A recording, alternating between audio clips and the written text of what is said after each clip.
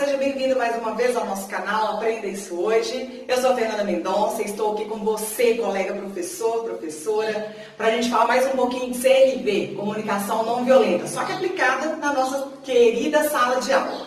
Hoje o vídeo vai falar como melhorar a comunicação. Desbloqueie a sua, isso mesmo.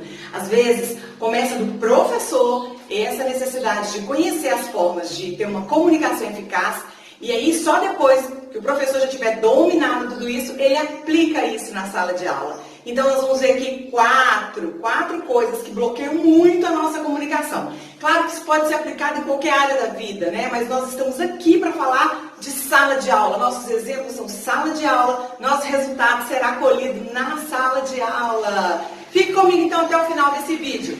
E aí, vamos lá. Se você quer uma boa comunicação, professor, entre você e seus alunos, se você quer conexão de verdade com seus alunos para influenciar de verdade mesmo, se você quer expor com clareza e tranquilidade suas ideias, seu ponto de vista, suas dúvidas, seus questionamentos e, por fim, o seu conhecimento com a sua turma, você precisa assistir esse vídeo e aprender a desbloquear a sua comunicação.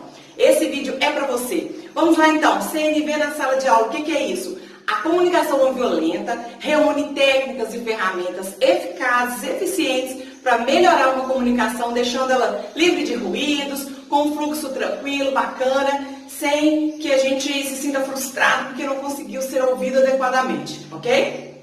E aí então, vamos falar dos 4 passos. Primeiro passo para desbloquear a sua comunicação é jogue fora os julgamentos moralizadores. A gente tem 2 coisas que não pode confundir. Juízo de valor. O que é juízo de valor? Juízo de valor é aquilo que você tem como valor para a sua vida. Por exemplo, trabalho, família, que mais? Honestidade, paz. E se isso aí é seu juízo de valor, ok, não é disso que nós estamos falando. Estamos falando de julgamentos moralizadores. É quando a gente tem o nosso juízo de valor e a gente não tolera, não suporta quem é diferente da gente. E isso bloqueia muito a nossa comunicação. Porque o que a gente faz? A gente julga o outro baseado nos nossos juízos de valores. Então vamos lá. Se você tem como valor o trabalho, a disciplina, o foco, mas não tem como valor a diversão, a brincadeira, então você tem dificuldade em lidar com as pessoas que são extremamente voltadas para a brincadeira, tudo para ele é brincadeira, todo fim para ele é que isso seja divertido, então você vai ter muita dificuldade em se comunicar com essa pessoa, até porque essa pessoa vai ter muita dificuldade de receber alguma coisa de você. Olha que interessante, deixa eu dar um exemplo aqui. Imagine que o seu juízo de valor seja trabalho, dedicação, relação. E aí então você tem isso como verdade. Aí como você é professor, o que você acha? Que o estudante também tem que ter seu trabalho, sua dedicação. Que isso também deveria ser o juízo de valor dele. Mas aí a gente entra num problema. Imagine que você então interpretou que esse é o seu juízo de valor. Então você interpretou que isso tem que estar presente na vida de todo mundo. E aí, então, você pega aquele estudante que esqueceu o dever de casa.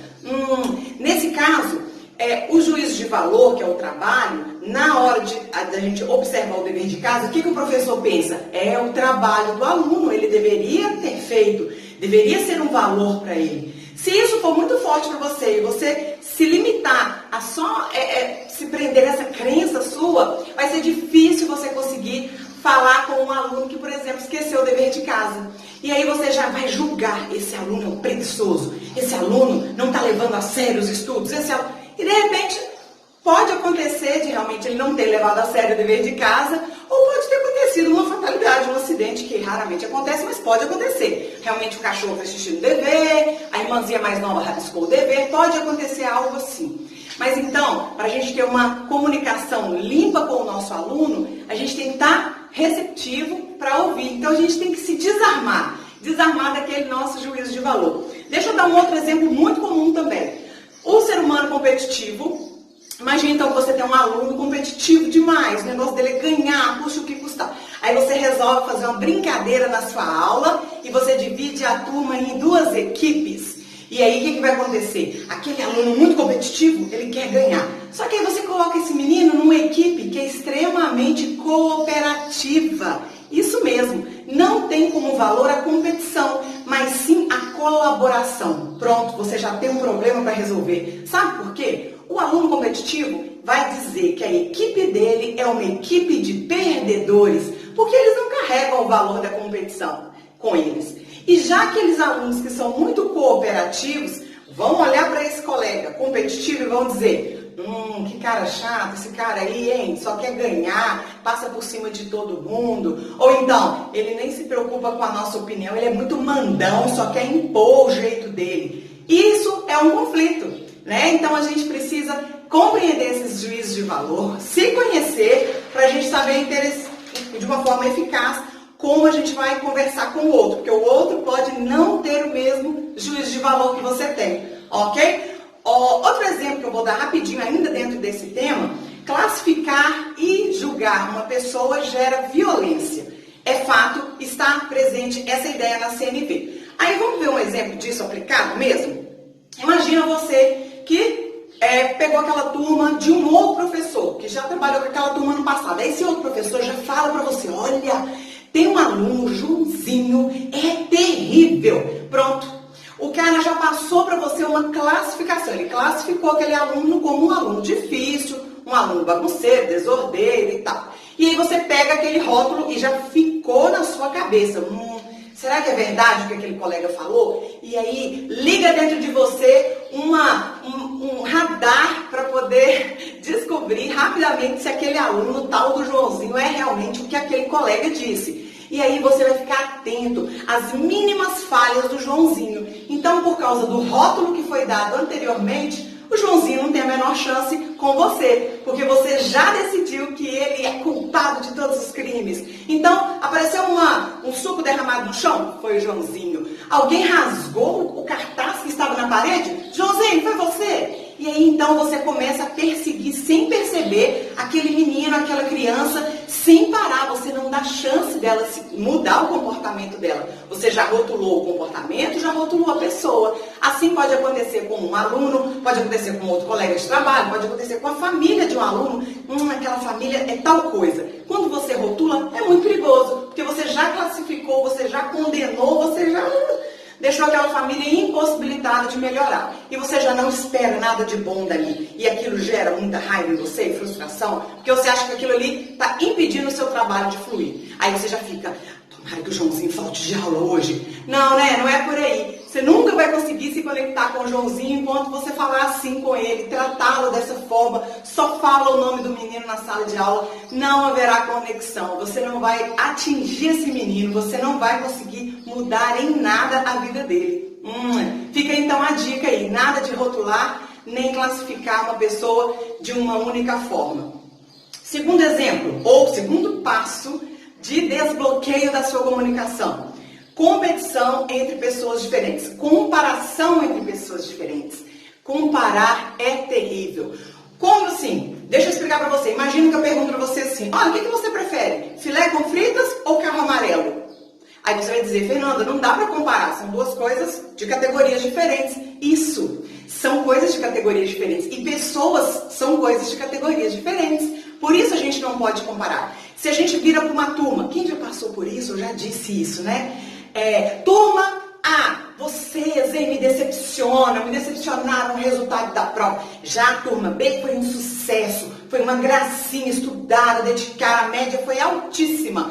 Eu acho que vocês deveriam ter vergonha e melhorar. O que você acabou de fazer? Você coletivamente disse para uma turma que ela é ruim em comparação com uma outra. E aí, o que você cria nessa turma? Você acha que você cria uma sensação de: então eu vou melhorar para superar a outra turma? Nem sempre. E na maioria das vezes, não.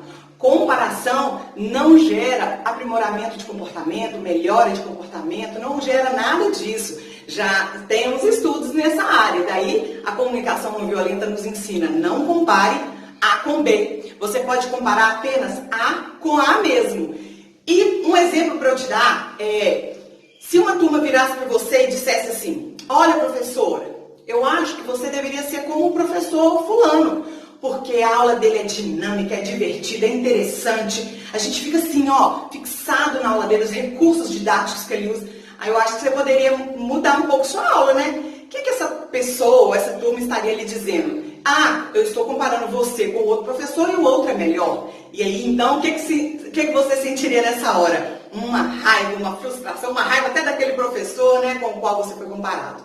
Então, só para você ter uma ideia de como é ruim a comparação, coloque-se no lugar. Imagine uma situação em que você esteja sendo comparado. E veja como isso dói, né, lá no nosso ego, no nosso eu, na nossa identidade. Aquilo meio que fere a gente. Poxa, eu não tenho obrigação de ser como o outro, eu tenho minhas virtudes, o outro também tem as dele. E, enfim, a gente vai arrumar 1000 justificativas para refutar essa comparação. Então, comparação, ela não gera um melhor esforço, uma sensação boa e agradável. Não gera, tá? Não gera uma aprendizagem eficaz. Então, desista da comparação. Não comece uma conversa comparando alguém com outro alguém, porque isso não vai ficar bacana para você.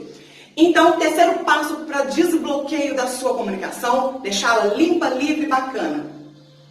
Negação da responsabilidade. Bom, é uma coisa que chateia todo mundo. E às vezes a gente já sabia disso, mas não sabia nomear. Então, se chama isso, negação de responsabilidade. Na filosofia, eles chamam de má fé. Sabe o que é? É quando aquela pessoa não assume a própria responsabilidade, mas joga a responsabilidade ou a culpa em forças vagas, saúde ruim, eu estava com um problema de saúde, ou ações do outro, foi o outro, foi ele que fez, não fui eu. Ou então, obediência, eu só estava obedecendo o que você me disse semana passada. Ou então, pressão, eu fui muito pressionado pelos colegas, por isso que eu agi assim.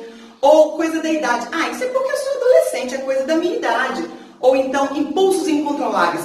Olha, eu fiz que eu não aguentei. Quando eu vi, eu já fiz. Quando eu vi, eu já falei. A pessoa coloca a culpa no impulso que ela não controlaria.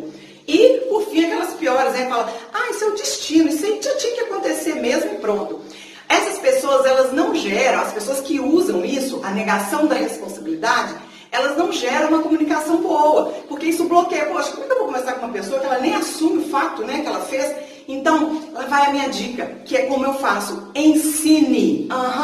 Ensine para a criança. Na hora que acontecer, você ensina. Olha, eu acho que você tem seus motivos para estar agindo assim, mas talvez você devesse assumir a sua parcela de responsabilidade. Eu entendo que existe todo um cenário, mas que tal você aprender a dizer, sim, professora, eu errei nisso, nisso e nisso, naquilo e naquilo. Não errei não, mas nisso eu errei. Eu reconheço que eu errei, vou procurar melhorar e eu vou procurar também reparar o meu erro. Pronto. É a coisa mais madura que uma pessoa pode dizer. Significa que ele está livre de alguma consequência? Lógico que não. As consequências estarão logo adiante ali para a pessoa, para a criança, para o adolescente do mesmo jeito. Porém, a forma até que você vai se conectar com a criança vai melhorar a partir do momento que aquela criança assumir aquilo que ela fez, ou que ela falou, ou que ela deixou de fazer, deixou de falar, ok? Eu vou dar um exemplo aqui, clássico, o aluno que chegou atrasado na sala de aula. Bom, e aí pode ser um problema, lembra do juízo de valor? Se para você pontualidade é um valor, é insuportável uma pessoa chegar depois do horário. Poxa, eu preparei essa aula, isso é falta de respeito comigo. Isso, seu pai está pagando, você deveria ter chegado na hora. Você já cria uma atmosfera de guerra, de briga, porque feriu o seu juízo de valor. Mas imagine então que você chega na sala, começou a sua aula e aí chega aquele aluno atrasado, o retardatário. E aí então você pergunta, olha, você chegou atrasado? Aí o menino, ao invés de falar, sim, professor, eu me atrasei, eu lamento muito estar interrompendo sua aula agora, eu vou procurar ajustar os problemas que eu tenho tido para isso não acontecer novamente, tá bom? Eu não quero prejudicar a sua aula. Maravilha se o aluno falasse isso, mas fala assim? Não. O que eles falam? Olha, professora, foi culpa da Topic que atrasou. Foi meu pai, tá? Eu não tenho culpa não. Meu pai, sabe, o despertador dele estragou, aí ele não me acordou. Ou então, olha, professora, não foi culpa minha, eu tive que pegar carona, né? Porque o ônibus sumiu, não passou. Eu acho que eu perdi o ônibus. E por aí vai. Mil e uma desculpas, menos assumir a responsabilidade. Não, eu poderia ter acordado mais cedo, eu poderia já ter providenciado ontem uma outra carona para mim. Enfim, ele poderia ter tido uma saída, uma solução. A gente que conhece de pontualidade, a gente sabe que isso é verdade. Então, outra coisa que eu quero falar ainda dentro desse tópico, Por que algumas crianças têm tanta dificuldade de assumir as responsabilidades pelos seus erros, pelos seus atos? Então vamos pensar um pouco. Primeiro, duas coisas. Primeiro, é que ele poderia ter medo, receio de ser rotulado de bobo, de ingênuo, pelos próprios colegas. Isso uma criança maior, né, ou um adolescente, isso já pode ser verificado. Ah, poxa, se eu chegar assumindo culpa, o pessoal vai me chamar de bobo, né, de você é besta e tal. Então pode ter esse receio de ser condenado pelo grupo, de ser taxado, né, de bobo ou de ingênuo. O segundo caso é o castigo. É aquela criança que deveria, perdeu nota na prova, deveria trazer a prova no dia seguinte assinada pelo pai ou pela mãe. Mas aí ele tem medo do castigo. E então ele não assume a responsabilidade pela sua nota. Ele nem entrega a prova, ou ele falsifica a assinatura do pai e da mãe, ou ele rasga aquela prova e fala que ela sumiu, que ele nunca recebeu, e fica aquela coisa. A escola liga para lá pedindo assinatura. O pai e a mãe liga para cá falando que não recebi nada, material nenhum. E então aperta o menino e o menino tem medo de ser castigado. Então, na verdade, ele está com medo de uma punição física, talvez, né? Ou de outro tipo de castigo. Sei lá, né? Vai saber. Então, atenção. Quando você for exigir responsabilidade, ensine a maneira certa de falar, de se portar. E seja firme realmente, mas seja gentil com aquela criança, né? Para ela não ser punida por estar sendo tão honesta. Claro que os fatos têm consequências, né? Os atos vão ter consequências. Mas que não seja um castigo. Que seja mais uma consequência natural. Peguei isso emprestado da disciplina positiva, tá? Então, agora, quarto e último passo. Essa pega a gente. Os meus pedidos são exigências. Eu vou falar, eu sou essa professora, às vezes, sabe? Eu tenho que confessar. A gente, às vezes, está pedindo uma coisa para o aluno, mas, na verdade, a gente está mandando, não é pedindo. E isso aí, a exigência, ela leva dois pensamentos. Primeiro, por parte do professor, ele tem que pensar, ele pode pensar assim.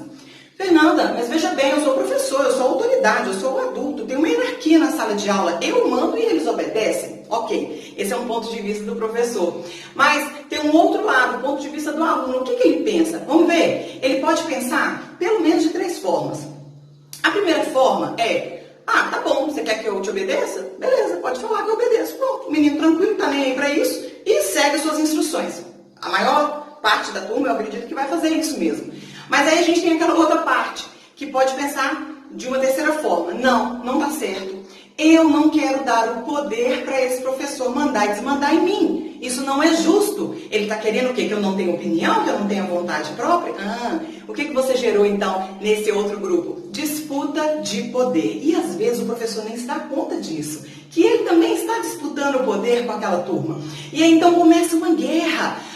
Você não vai me respeitar? Não, então fora de sala, diretoria, ocorrência disciplinar, tarará, tarará. A criança persiste naquele comportamento, aquele professor é mandão, eu vou continuar batendo de frente com ele. Isso é disputa de poder, ok? E aí se a criança permanece naquilo, o que ela pode fazer? Liderar o grupo contra aquele professor. E, gente, vocês vão fazer esse dever bobo, se eu fosse vocês nem faziam. E vocês vão fazer aquele passeio com a turma? Eu nem vou, uma coisa boba que aquele professor chato falou. Então, ele pode começar a liderar a turma contra a sua aula, contra você. Segunda coisa que esse aluno pode fazer, esse aluno que está disputando poder com você, denegrir a imagem do professor. Seja em casa, seja nas redes sociais, seja com os outros colegas, seja com outros professores, ele pode vir a fazer isso. E, terceira coisa, ele pode também tentar vencer o professor estudando ainda mais. Eu vou estudar muito essa matéria, eu vou saber tudo e vou começar até a fazer pergunta difícil para esse professor, para mostrar para ele que eu sei mais do que ele. Pode acontecer também. E por fim, eu vou desistir, não vou estudar nada, vou tirar um 0 naquela prova e vou chegar para o meu pai e para minha mãe e vou lá no coordenador e vou falar, tá vendo? Estudei demais, não consegui nada nessa prova. Culpa daquele professor horrível que vocês arrumaram, não ensina nada.